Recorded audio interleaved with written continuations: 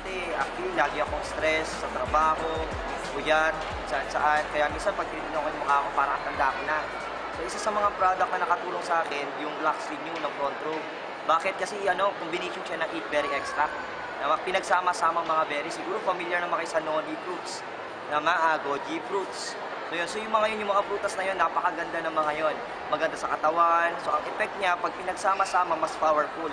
So ngayon, ang nangyayari, yung skin natin, ginuglow niya. So yung skin natin, yung cell natin, binubuhay niya. Alam ang pinakamagandang effect? Bumabata ka.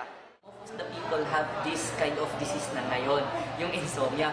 Pero yung ginagamit ko na rin yung 8 berry namin, ang maganda niyan, ang sarap ng tulog ko at the same time, kuwang-kuwa. Kuwang-kuwa yung pagising mo, okay na okay ka. At ito yung good news sa mom ko. Kung sino dyan sa inyo nag-i-snore, sabi ko, try nyo gamitin to. Kasi yung mom ko before, ang lakas talaga mag-snore. So, ang hirap matulog. Pero ngayon, ang ganda na.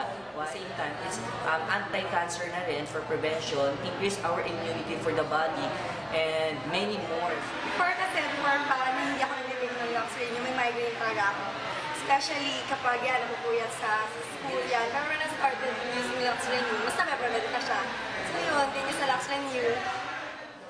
Hindi ko nararamdaman yung dating pagkahilo, dating sumasakit yung batok. Alam mo yung 18 years old pa lang ako pero nararamdaman ko na yun. Every time na kinakausap akong kaibigan ko, sabihin nila sa akin, grabe yung bata-bata mong pamit, bakit may high blood ka na?